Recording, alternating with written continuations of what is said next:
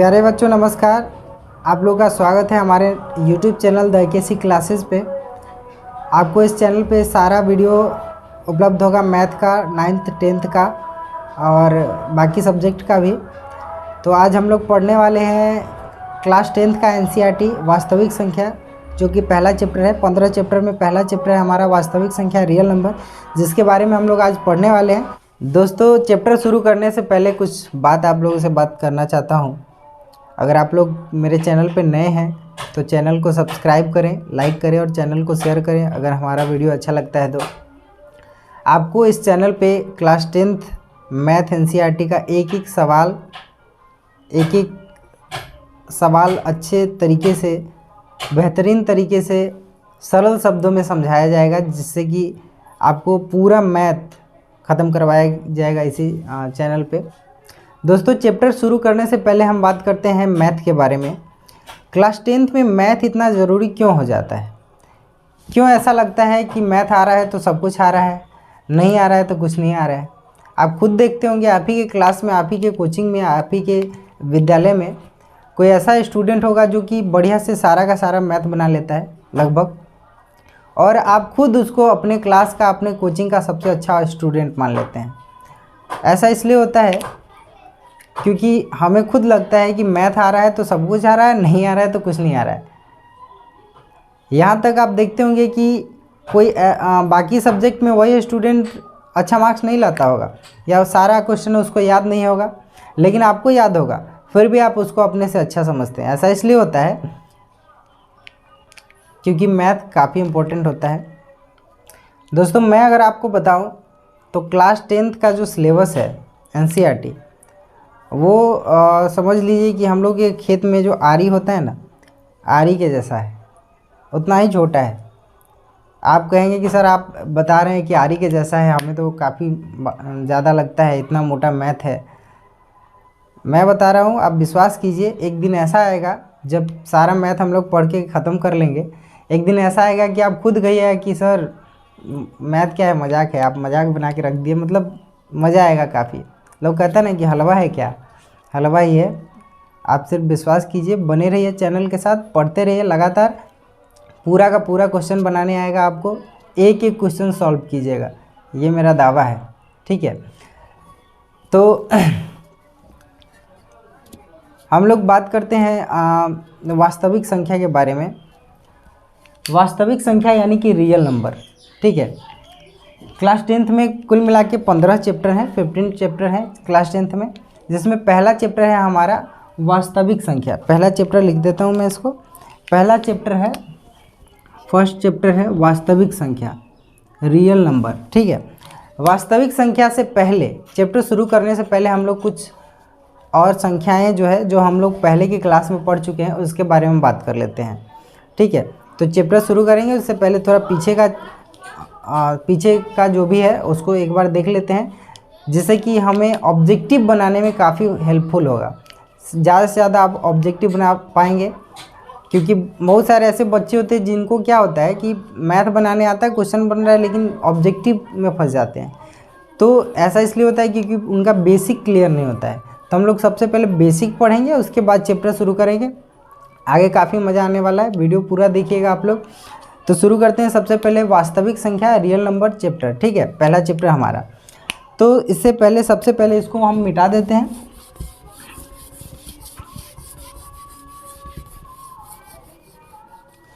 देखिए, सबसे पहले आता है हमारा प्राकृत संख्या।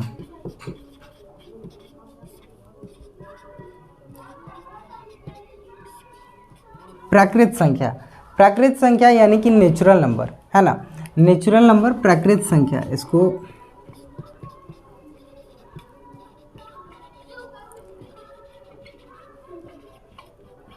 नेचुरल नंबर, प्राकृत संख्या। सबसे पहली बात आता है कि प्राकृत संख्या, नेचुरल नंबर कहते किसको है? तो देखिए, हम लोग, अगर आप किसी छोटे से बच्चे से भी जाके पूछेगा कि बाबू गिनती सुनाओ, तो शुरू करेगा 1 2 3 4 5 6 7 8 9 10, क्योंकि हम लोग पैसा गिनते हैं, कोई भी चीज़ की गिनती करते हैं तो 1 2 से गिनती करते हैं, ठीक है। तो ये जो गिनती की जो संख्या है ना, जहाँ से हम लोग गिनती शुरू करते हैं, उसी को हम लोग प्राकृत संख्या कहते हैं, क्योंकि ये एक प्राकृतिक है। कोई भी किसी भी व्यक्ति से आप पूछ लीजिए कि आप गिनती करके कोई चीज़ बताइए, कोई आम रखा हुआ है, सेब रखा हुआ है, कोई गाड़ी है, कुछ भी है, अगर गिनती करना है तो हम लोग गिनती कहाँ से शुरू करते हैं? 1 2 3 4 5 6 7 8 9 10। तो जो हमारी गिनती की संख्या है उसी को हम लोग प्राकृतिक संख्या यानी कि नेचुरल नंबर कहते हैं। ठीक है, तो गिनती की संख्या को सीधे अगर कोई बोले तो हम बोलेंगे कि गिनती की संख्या को हम लोग प्राकृतिक संख्या कहते हैं। 1 2 3 4 से शुरू होके आप अपने पूरे जीवन में जहाँ तक गिन सकें, पूरे जीवन में जहाँ तक गिन सके आप ख़त्म हो जाएंगे, संख्या नहीं ख़त्म होगी। ठीक है, तो उसके बाद दूसरी संख्या आती है, उसका नाम है पूर्ण संख्या। पूर्ण संख्या यानी कि होल नंबर।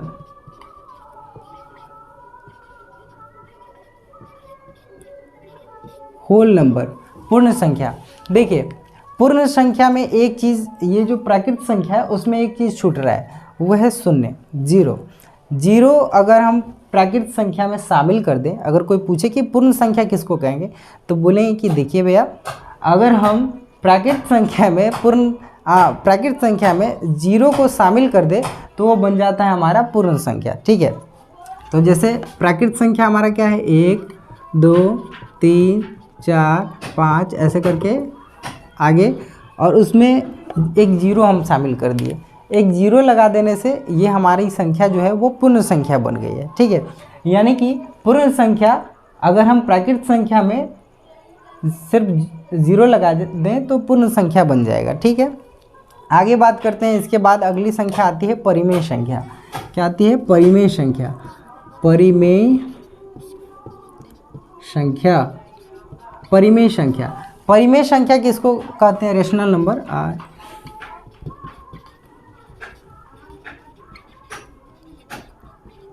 रेशनल नंबर, परिमेय संख्या। देखिए, वैसी संख्या जिसको हम p/q के रूप में लिख सके, p/q यानी कि बटा के रूप में लिख सके, बटा के रूप में लिख सके, जिसमें याद रखिएगा q जो है नीचे वाला वो कभी भी जीरो के बराबर नहीं होना चाहिए, यानी कि जीरो नहीं होना चाहिए। तो वैसी संख्या जिसको हम p/q के रूप में लिख सके उसको हम परिमेय संख्या कहेंगे। जैसे कि 1/2 हो गया, 2/3 हो गया, 3/4 हो गया, ये सब जो भी संख्या है ये सब परिमेय संख्या है। ठीक है, परिमेय संख्या है। एक बीच में छूट गया है, पूर्णांक, उस अभी पढ़ लेते हैं, उसके बाद परिमेय संख्या फिर से पढ़ेंगे। माफ़ करना बच्चों, इसमें एक पूर्णांक छूट गया है, पूर्णांक पहले पढ़ लेते हैं, क्योंकि पूर्णांक से परिमेय संख्या रिलेटेड है, इसलिए इसको पहले पढ़ना जरूरी है। पूर्णांक,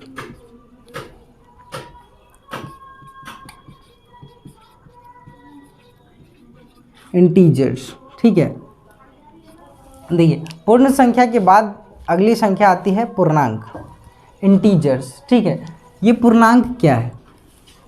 अगर हम पूर्ण संख्या में प्राकृतिक संख्या का अगर माइनस वाला लगा दे, ऐड कर दे, तो वो बन जाता है पूर्णांक।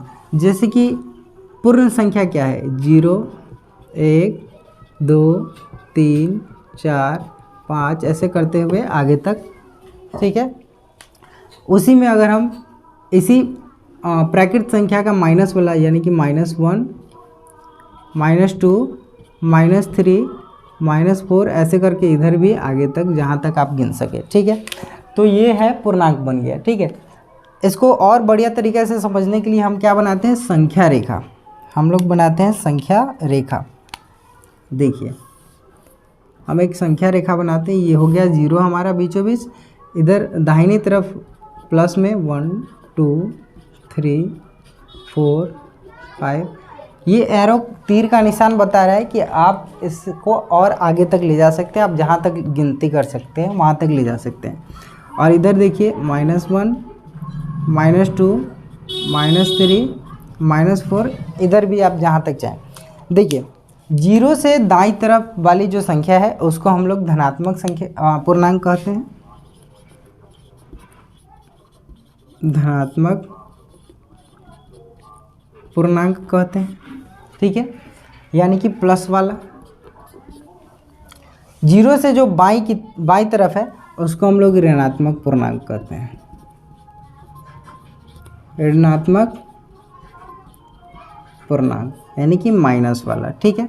और जीरो क्या है? जीरो ना तो धनात्मक है और ना ही ऋणात्मक है, जीरो तो जीरो है, ठीक है।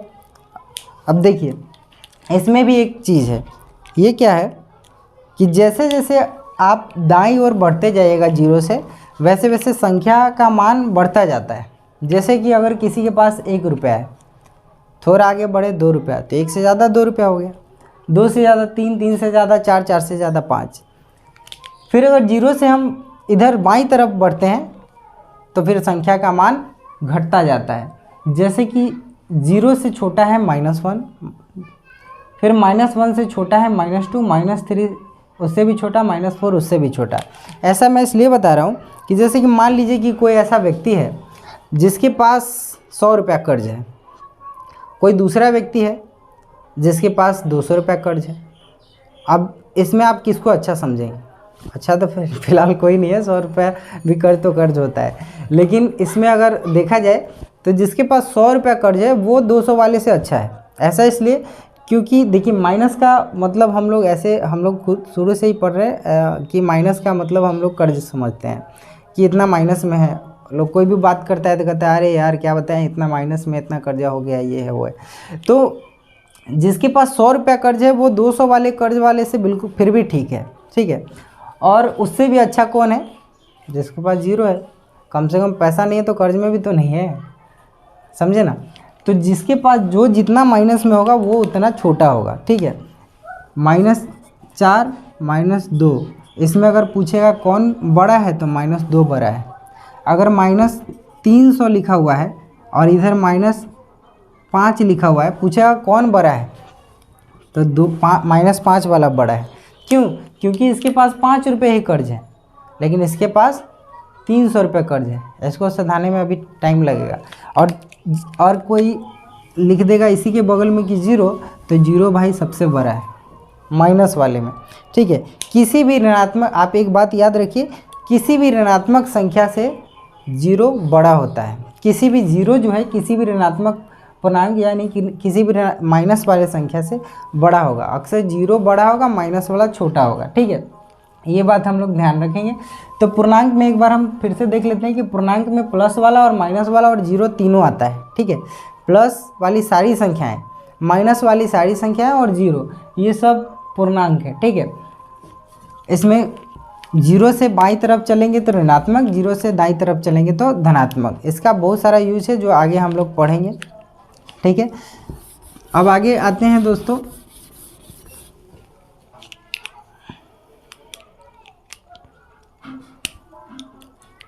अब इसके बाद हम आपको बताए थे परिमेय संख्या। परिमेय संख्या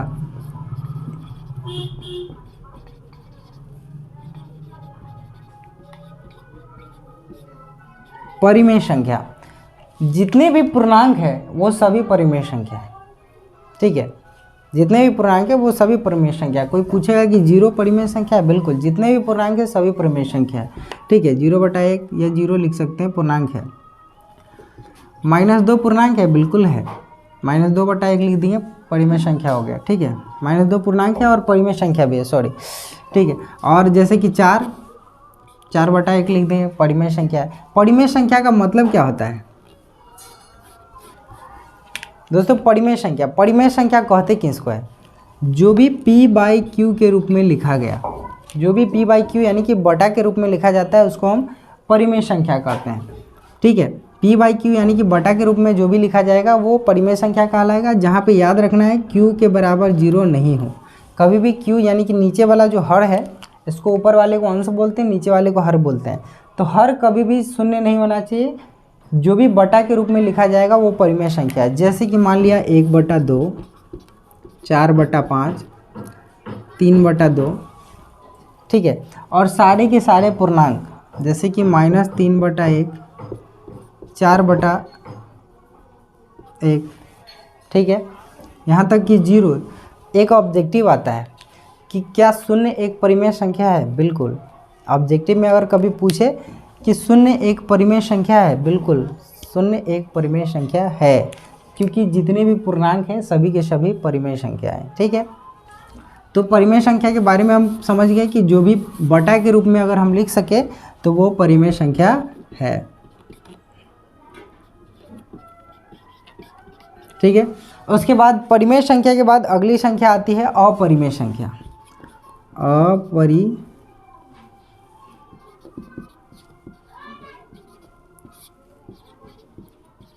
अपरिमेय संख्या।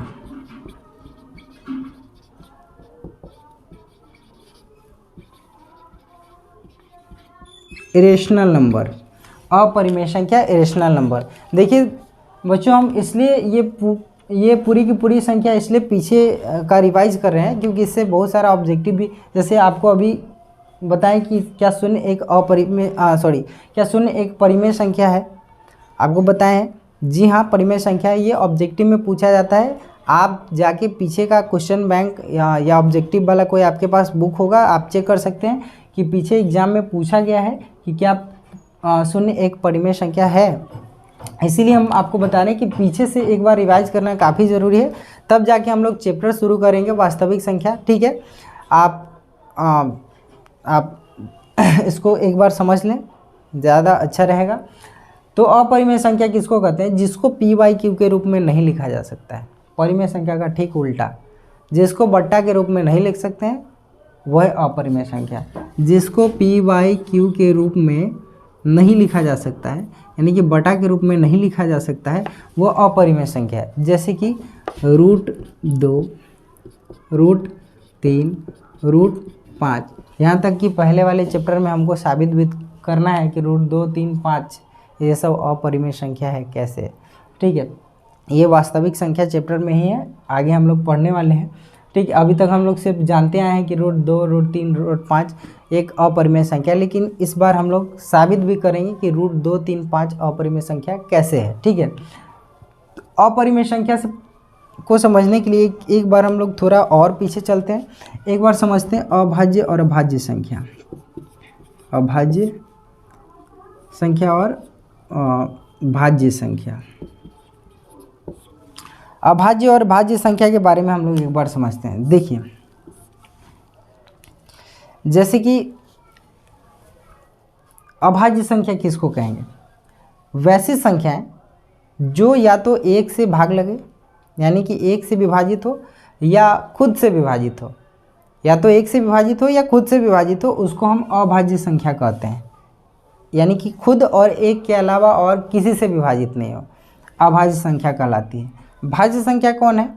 जो एक और खुद के अलावा एक भी किसी भी दूसरे भी संख्या से विभाजित हो गया, वो भाज्य संख्या है। अभाज्य संख्या कैसे? जैसे कि आप देख लीजिए, दो को अगर हम भाग लगाते हैं तो एक से लगा सकते हैं, एक से 2 बार में 2 कट गया, या फिर 2 को खुद 2 से ही भाग लगा सकते हैं, 2 इकाई 2 कट गया। इसके अलावा आप 3 से लगा के देखिए, नहीं कटेगा पूरा, यानी कि कटना चाहिए पूरा भाग लग जाना चाहिए। ठीक है, तो अभाज्य संख्या वैसे 2 के बाद आप 3 को भी देख लीजिए।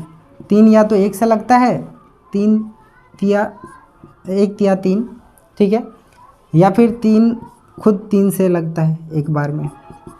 फिर आप 5 को देख लीजिए, फिर 7 को देख लीजिए। तो यानी कि अभाज्य संख्या के बारे में अगर आपसे कोई पूछे कि अभाज्य संख्या किसको कहेंगे, तो हम लोग बताएंगे कि वैसी संख्या जो या तो एक से विभाजित हो या खुद से विभाजित हो, वैसी संख्याओं को हम अभाज्य संख्या कहेंगे। ठीक है, अभाज्य संख्या दोस्तों हम इसलिए समझा रहे हैं, अभाज्य और भाज्य संख्या। भाज्य संख्या जैसे कि आप 4 देख लीजिए, 4 2 से भी कटता है, 1 से भी कटता है, खुद 4 से भी कटता है, यानी कि खुद और एक के अलावा एक भी कोई दूसरी संख्या से कटा ना, दूसरी संख्या से भाग लगा ना, ये पक्का भाज्य होगा।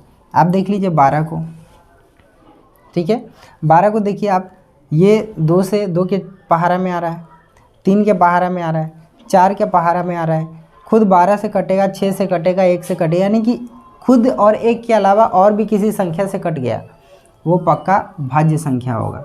ठीक है, और अभाज्य संख्या है या तो खुद से कटेगा और नहीं तो 1 से कटेगा, किसी दूसरे संख्या के पहाड़े में नहीं आएगा। ठीक है, तो इसलिए अभाज्य संख्या आपको समझा रहे हैं कि आप जितनी भी अभाज्य संख्या है ना, उस पर रूट लगा दीजिए। क्या लगा दीजिए? रूट, वो अपरिमेय संख्या बन जाएगी। जैसे कि 2 है, रूट लगा दिए, अपरिमेय संख्या। 3 है, रूट लगा दिए, अपरिमेय संख्या। 5 है, रूट लगा दिए, अपरिमेय संख्या। यानी कि अपरिमेय संख्या एक ऐसी, ये अभाज्य संख्या के ऊपर अगर रूट लगा देते हैं तो वो क्या हो गई, अपरिमेय संख्या। इससे भी बहुत सारा ऑब्जेक्टिव आता है, आगे हम आपको वीडियो बना के बताएंगे कि कैसे आप ऐसा इस अपरिमेय संख्या, अभाज्य संख्या, इस सब से रिलेटेड ऑब्जेक्टिव सॉल्व कर सकते हैं। ठीक है, तो अब जैसे कि अब अपरिमेय संख्या के बारे में बात कर ही रहे हैं तो एक ऑब्जेक्टिव, फेमस ऑब्जेक्टिव है पाई। पाई क्या है, पाई एक अपरिमेय संख्या है। क्या है, आप आज याद कर लीजिए, पहला चैप्टर है, पहला क्लास है और पहला चैप्टर है। एक ऑब्जेक्टिव तो आपका मैं क्लियर करा दे रहा हूँ कि पाई एक अपरिमेय संख्या है। ठीक है, एक नहीं 2 ऑब्जेक्टिव, इस दोनों में से कोई भी पूछ दे आप पक्का बनाइएगा, ये मेरी गारंटी है। पाई के बारे में बात करते हैं। पाई एक अपरिमेय संख्या है। क्या है, पाई एक अपरिमेय संख्या है। लेकिन पाई का मान आप लोग जानते होंगे कि 22/7 के बराबर होता है। दोस्तों 22/7 तो होता है, लेकिन लगभग बराबर होता है। क्या होता है, लगभग 22/7 के बराबर होता है। पाई का पूरा मान 22/7 नहीं है। ठीक है, तो पाई एक अपरिमेय संख्या है। पाई के बारे में अगर बात करें, ऑब्जेक्टिव में आए कि पाई क्या है, पाई एक अपरिमेय संख्या है। लेकिन वहीं पे 22/7 के बारे में पूछे कि 22/7 एक परिमेय संख्या है, परिमेय संख्या है।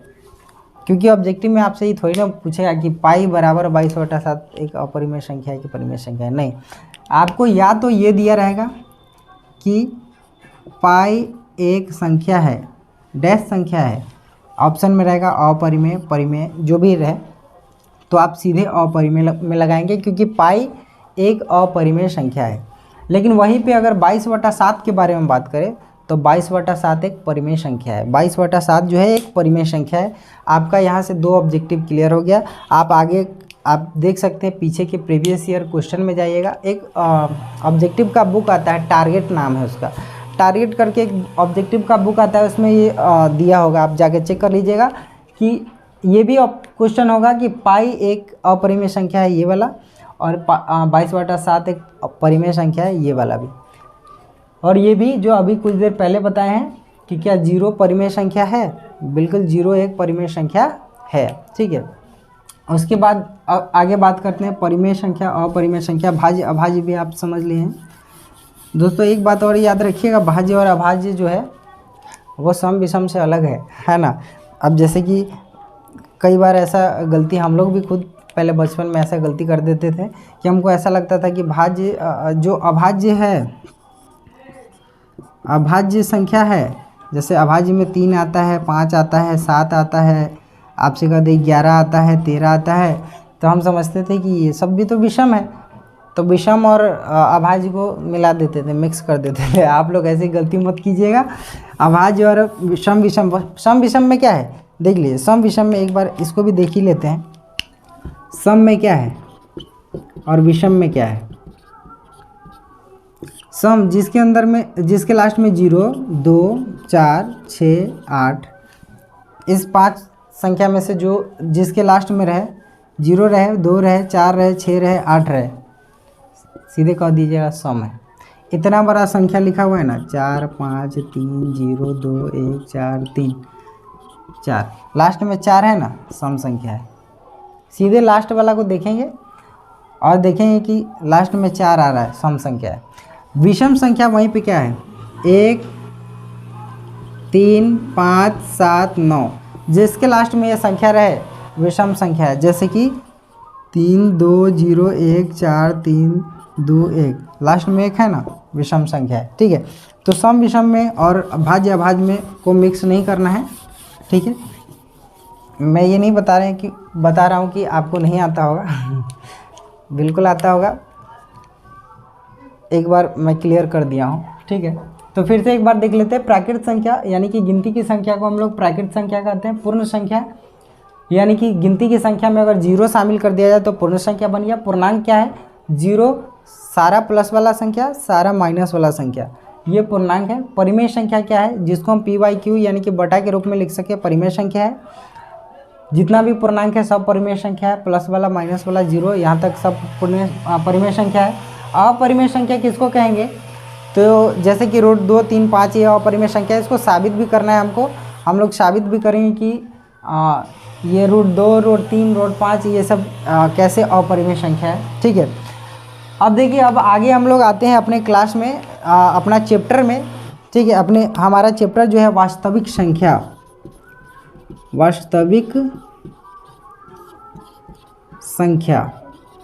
वास्तविक संख्या पढ़ेंगे। तो आप देखिए, परिमेय संख्या और अपरिमेय संख्या ये दोनों को ऐड कर दिए, बन गया वास्तविक संख्या।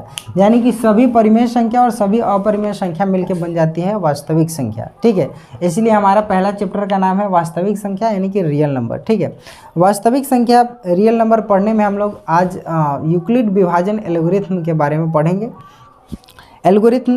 यूक्लिड विभाजन एल्गोरिथम के बारे में पढ़ेंगे। ये एल्गोरिथम क्या होता है? ये पहले से एक साबित कथन होता है। ठीक है, जिसको दूसरे किसी कथन को साबित करने में इसका यूज किया जाता है। ठीक है, तो यूक्लिड विभाजन एल्गोरिथम है क्या, इसको समझते हैं। चलिए, जैसे कि मान लिया कि मान लेते हैं कि 9, ठीक, 9 को हम डिवाइड करते हैं 4 से। ठीक, 4 से 9 को भाग करते हैं तो 4 दूनी 8 और शेष बच गया 1। ठीक है, यानी कि इसको हम कैसे लिख सकते हैं कि 9 के बराबर 4 गुने 2 प्लस 1। ठीक है, यानी कि 4 दूनी 8 और 1 9, इधर भी 9। ठीक है, इसी को यूक्लिड महोदय ने क्या किया कि जैसे कि मान लिया कि a कोई संख्या है, इसको हम b से भाग लगाएं। जैसे कि 9 को हम 4 से भाग लगा रहे थे, तो a को हम b से भाग लगाएं। मान लिया कि q बार में कुछ लगा और शेष r बच गया। ठीक है, हम b से a को भाग लगाएं, q मर्तबे हम लोग बोलते हैं, q मतलब q बार में q से गुना करने पर कुछ आया, फिर उसके बाद शेष हमारा r बच गया। ठीक है, तो फिर इसको कैसे लिखेंगे? तो जैसे यहाँ पे 9 था, 9, 4 दूनी 8 और शेष 1 बच रहा था, तो कैसे हम 9 लिखे थे? तो बीच वाला 9 तो वैसे ही हम लिखेंगे a बराबर 4 गुने 2 तो b गुने q, और प्लस में शेष जुड़ जाता है +1 तो प्लस r, यानी कि a बराबर b गुने q यानी कि bq प्लस r। यही तो सूत्र है यूक्लिड विभाजन एल्गोरिथम में, यही तो सूत्र है, यही है यूक्लिड विभाजन एल्गोरिथम यानी कि यूक्लिड विभाजन प्रमेय का, जिसके आधार पे आप आगे चैप्टर पढ़ने वाले हैं। HCF यानी कि हायर कॉमन फैक्टर मौसा ज्ञात करने वाले हैं। ठीक है, आप पहले भी मौसा बनाए होंगे। यूक्लिड विभाजन एल्गोरिथम के द्वारा इसी विधि पे HCF निकाला जाता है। इसमें एक बात याद रखना होता है, ऑब्जेक्टिव यहाँ से भी आता है। मैं दोस्तों ऑब्जेक्टिव साथ ही साथ आप लोगों का क्लियर करते चलूँगा, जिस चैप्टर का जो ऑब्जेक्टिव होगा आपका साथ ही साथ क्लियर हो जाएगा। ऑब्जेक्टिव क्या आता है कि यहाँ पे r जो है शेष, रिमाइंडर, r जो है वो 0 से बड़ा होगा या 0 के बराबर भी हो सकता है। कभी कभी आप पूरा शेष नहीं देखते हैं कि पूरा कट जाता है तो शेष 0 आ जाता है, तो शेष जो है वो शेषफल वो आपका 0 के बराबर भी आ सकता है और या 0 से बड़ा आएगा। जैसे कि यहाँ पे 0 से बड़ा 1 आया है। ठीक है, लेकिन r जो है वो हमेशा उससे बड़ा होगा b, यानी कि b जो है ये b वो हमेशा बड़ा होगा r से। ऐसा क्यों? क्योंकि आप यहाँ पे देखिए 4 1 से बड़ा है ना। अगर मान लीजिए कि यहाँ पे शेष जो है अगर बड़ा हो जाएगा तो उसको तो पहले ही हम क्लियर कर देंगे ना, पहले ही ज़्यादा बार में लगाएंगे, कट जाएगा, फिर शेष कम आ जाएगा। ठीक है, यानी कि मेरे कहने का मतलब ये है कि आप एक बात याद रखें कि शेषफल जो है वो 0 हो सकता है या 0 से बड़ा हो सकता है, लेकिन ये b से हमेशा छोटा होगा, b से हमेशा छोटा ही होगा। शेषफल यानी कि r b से हमेशा छोटा ही होता है। ऑब्जेक्टिव भी इस पे आपको मिल जाएगा, आप जाके उसी बुक में देख सकते हैं जिस बुक का मैंने नाम बताया है। या आप और भी आपके पास कोई ऑब्जेक्टिव होगा, प्रीवियस ईयर का क्वेश्चन होगा, आप जाके चेक कर सकते हैं, ये ऑब्जेक्टिव पूछा जाता है। ठीक है, कि अगर ये ऐसा क्वेश्चन रहेगा, बताएगा कि इसमें से कौन सा सही है। ऐसा 2-3 रहेगा, हो सकता है कि ऐसा होगा कि 0 बड़ा होगा R से और बराबर होगा B के, इस टाइप का कुछ ऑप्शन होगा जिसमें कि आपको ये देखना है, इसको आप एक शब्द में बदल लीजिए। ठीक है, ऐसे आप अगर नहीं याद कर पा रहे हैं तो इसको शब्द में ऐसे बदल लीजिए कि आप समझिए कि शेष जो है वो तो कभी कभी 0 भी हो सकता है, तो ये 0 के बराबर हो सकता है। देख सकते हैं आप, इसको ऐसे बंद करेंगे तो ये बराबर बता रहा है, R जो है वो 0 के बराबर बता रहा है। ठीक है, या 0 से बड़ा हो सकता है, जैसा कि आप यहाँ पे खुद देख रहे हैं। ठीक है, लेकिन B से हमेशा छोटा होगा, B से हमेशा छोटा होगा, B से हमेशा छोटा होगा कौन? R जो है शेष वो B से हमेशा छोटा होगा, यानी कि आप जिससे भाग लगा रहे हैं उससे हमेशा छोटा होगा शेषफल। ठीक है, तो ये है हमारा यूक्लिड विभाजन एल्गोरिथम। इस पे हम लोग आज चैप्टर बोल रहे हैं, जैसे कि क्वेश्चन बना के देखेंगे। ठीक है, जैसे कि आप अपने बुक में NCERT बुक खोल लीजिए और आप देख सकते हैं कि हमारा पहला उदाहरण क्या है।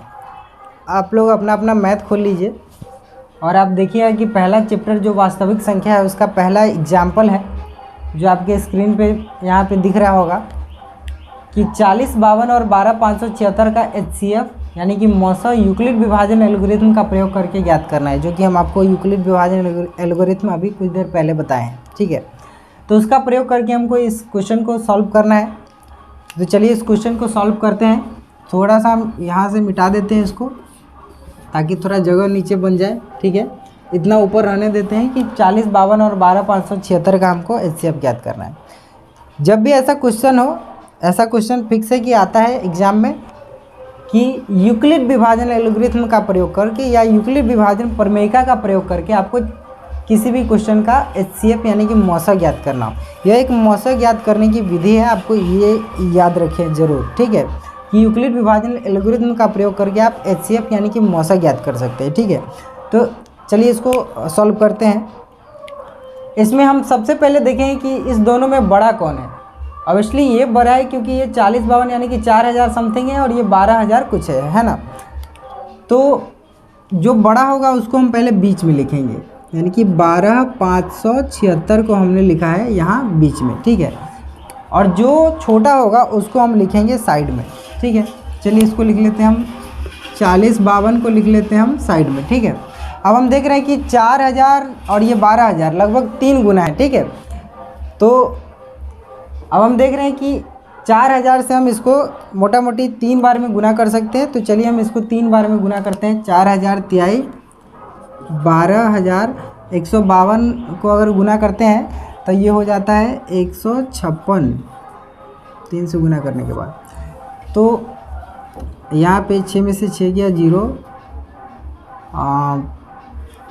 2, 4, 420 बचा। ठीक है, तो यहाँ पे बच गया हमारा शेष बच गया R बच गया 420। दोस्तों इसके साथ ही हमको एक काम और है जो करते चलना है। ठीक है, तो क्या काम है अभी बताते हैं आपको कि कौन सा काम है जो आपको इसके साथ साथ करते चलना है। हम लोग यूक्लिड विभाजन एल्गोरिथम पढ़े हैं, जिसमें आप ये देखे होंगे कि A बराबर BQ प्लस R होता है। ठीक है, तो यहाँ पे हम देखेंगे कि यहाँ पे A क्या है। तो यहाँ पे A है हमारा जो बीच में होता है 12576 बराबर B इंटू Q, यानी कि B ये है और Q ये है। 40, 52 गुने Q क्या है हमारा 3 प्लस R क्या है हमारा 420। साथ ही साथ इसको लिखने के साथ ही हम लिखेंगे 12576 बराबर, यानी कि A बराबर B गुने Q प्लस R, और साथ ही साथ हम यहाँ पे लिख देंगे कि R बराबर नहीं है 0। ठीक है, यानी कि अभी भी रिमाइंडर जो है R जो शेषफल है वो हमारा 0 नहीं आया है। ठीक है, तब तक ये काम करेंगे जब तक कि हमारा शेषफल 0 ना आ जाए। ठीक है, जब तक हमारा शेषफल 0 नहीं आएगा तब तक ये प्रक्रिया चलती रहेगी। ठीक है, चलिए अब इसको आगे कैसे बढ़ाएंगे। तो यहाँ के बाद आगे ऐसे है कि यहाँ जो होगा कोना में, आप यहाँ से ऐसे मिलाए, यहाँ जो होगा कोना में उसको हम लेके आएंगे फिर यहाँ पे, ठीक है। चलिए इसको लेके आते हैं।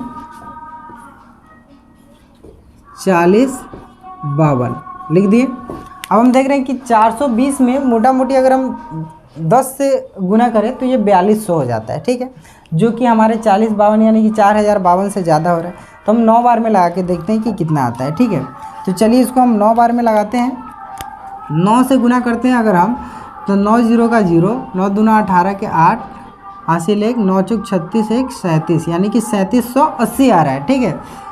2 15 में से 8 गया 7 और ये हो गया 9 2 272 बच गया। क्या बच गया? 272।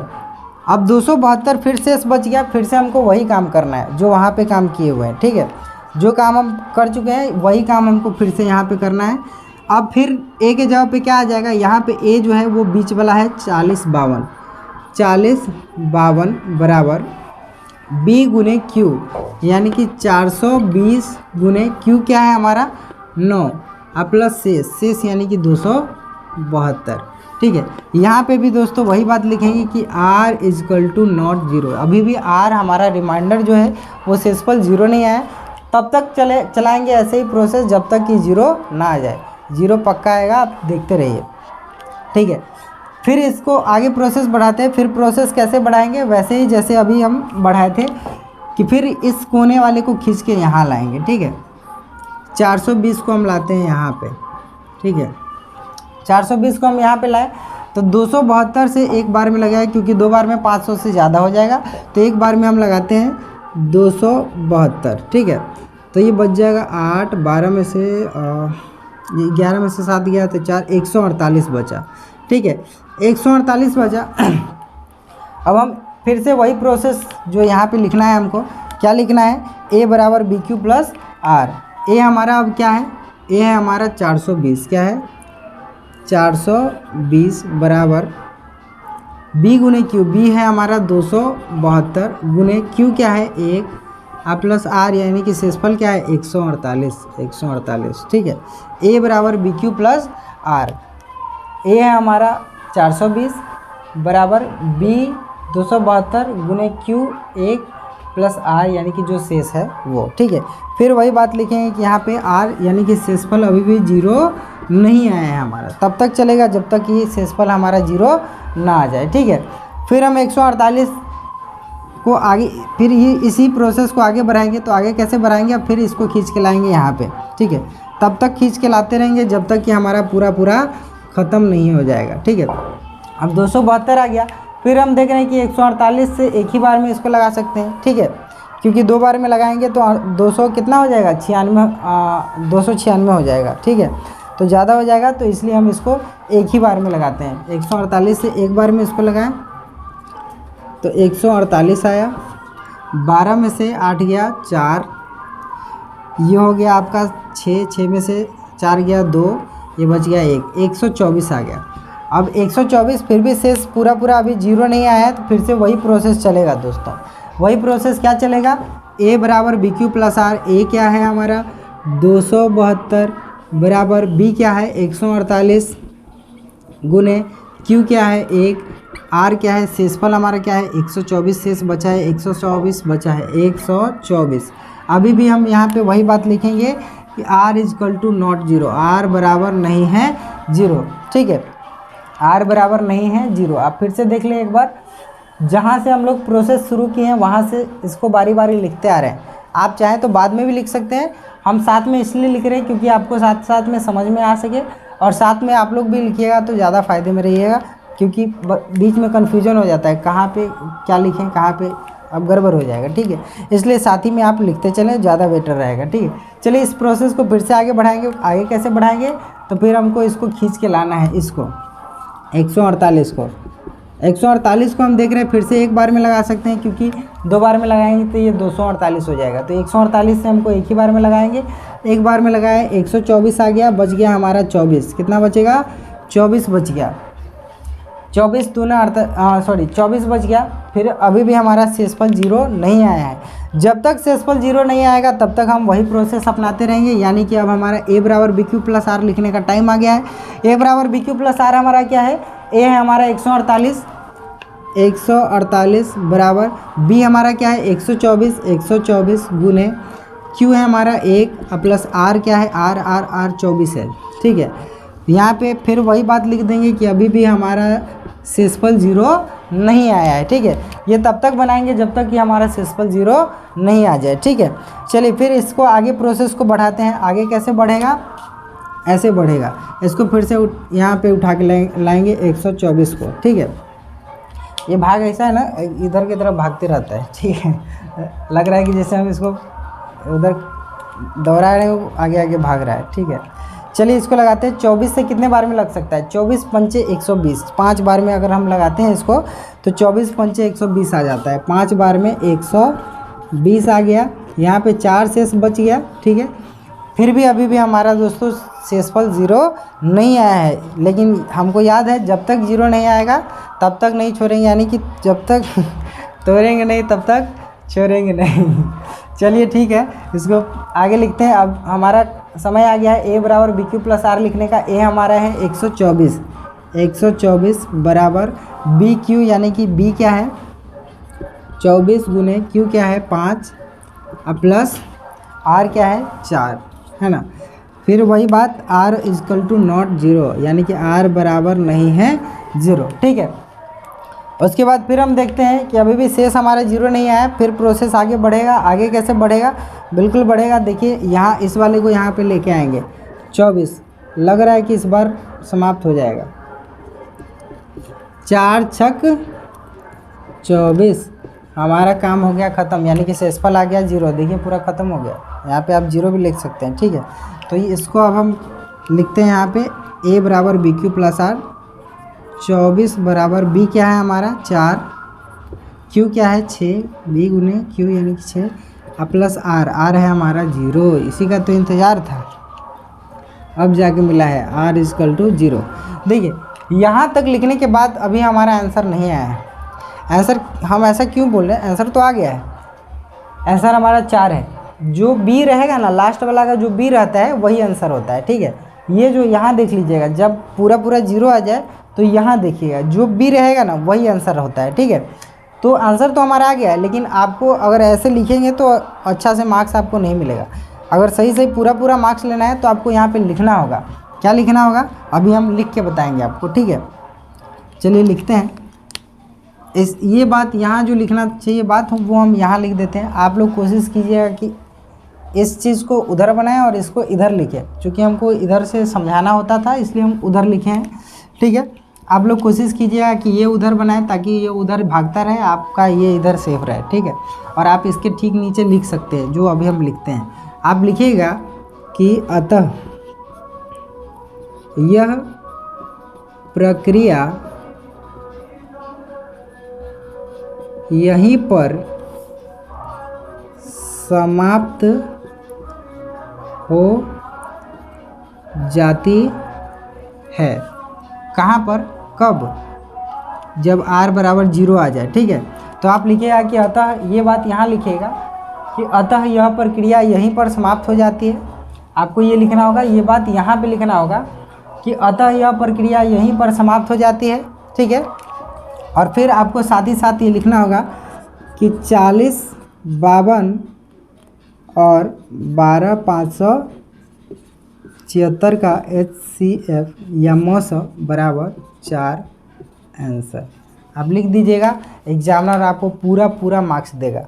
अक्सर ये क्वेश्चन 2 नंबर में पूछा जाता है। ठीक है, और एक क्वेश्चन तो तय है कि रहता है। ठीक है, और आगे का बाकी सारा एग्जाम्पल हम लोग आगे के पार्ट में देखेंगे। आप लोग बने रहिएगा, सारा का सारा एग्जाम्पल पढ़ेंगे। उसके बाद हम लोग चैप्टर शुरू करेंगे। चैप्टर 1.1 से लेके पूरा चैप्टर ख़त्म करेंगे। हम लोग वास्तविक संख्या पढ़ रहे हैं अभी। ठीक है, चलते हैं। नमस्कार, धन्यवाद।